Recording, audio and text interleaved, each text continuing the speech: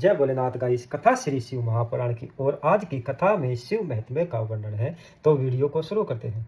ऋषि उपमन्यु श्री कृष्ण जी से बोले, आपको भगवान शिव जी की तपस्या के द्वारा शीघ्र ही उनके दर्शन प्राप्त होंगे और आपको आपके जैसा ही तेजस्वी पुत्र भगवान शिव जी की पूजा से प्राप्त होगा। मैं आपको एक मंत्र बतलाता हूँ, उसके जप करने से निश्चय ही आपको भगवान शिव जी के दर्शन प्राप्त होंगे और यह मंत्र सभी को मनोरथों को पूर्ण करने वाला है और इस मंत्र से ही सभी को मोक्ष तथा स्वर्ग प्रदान करने वाला है। यह मंत्र पंचाक्षर मंत्र ओम नमः शिवाय कहलाता है और इस उत्तम मंत्र को प्रण पूर्वक करना चाहिए। सनत कुमार जी बोले, हे व्यास जी, इस मंत्र की महिमा बताते बताते ऋषि उपमन्यु को 8 दिन और 2 घड़ी बीत गई। 9वें दिन श्री कृष्ण ने इस मंत्र की दीक्षा ग्रहण की। अब श्री कृष्ण ने जटाजूट बांध कर एक पैर के अंगूठे पर खड़े होकर भगवान शिव जी की 15 महीनों तक कठोर तप किया और 16वें महीने में शिव तथा पार्वती जी प्रसन्न हुए। तब श्री कृष्ण ने उनकी विभिन्न प्रकार से स्तुति की और भगवान शिव जी ने श्री कृष्ण को वर मांगने के लिए कहा।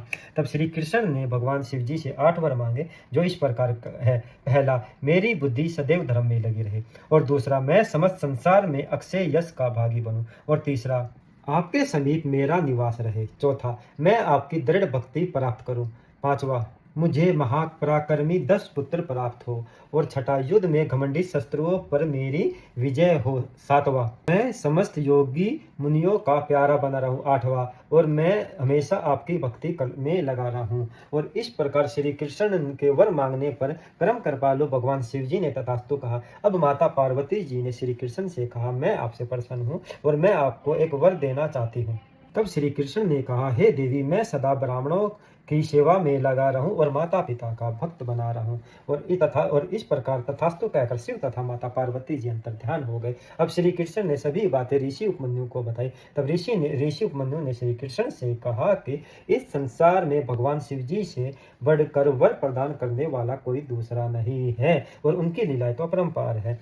अब श्री कृष्ण जी ऋषि उपमन्यु को प्रणाम करके द्वारिका लौट आए।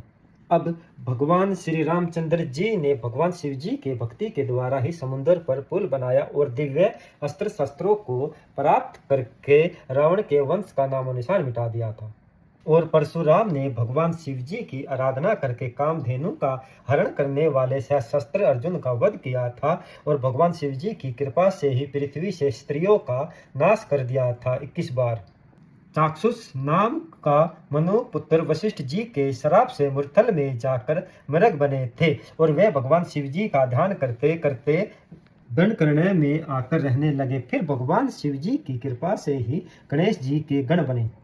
गर्ग मुनि की तपस्या से प्रसन्न होकर भगवान शिव जी ने उन्हें त्रिकाल के ज्ञाता और 10,000 पुत्र तथा सरस्वती नदी को पार करने की समर्था प्रदान की थी।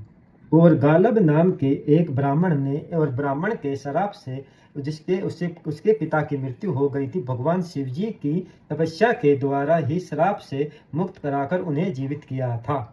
और यह सब शिव पूजन का बहुत महत्व है। जय भोलेनाथ गाइस। तो गाइस, यह वीडियो आपको कैसी लगी, बने रहे हमारे श्री शिव महापुराण के एक और अध्याय के साथ। जय भोलेनाथ।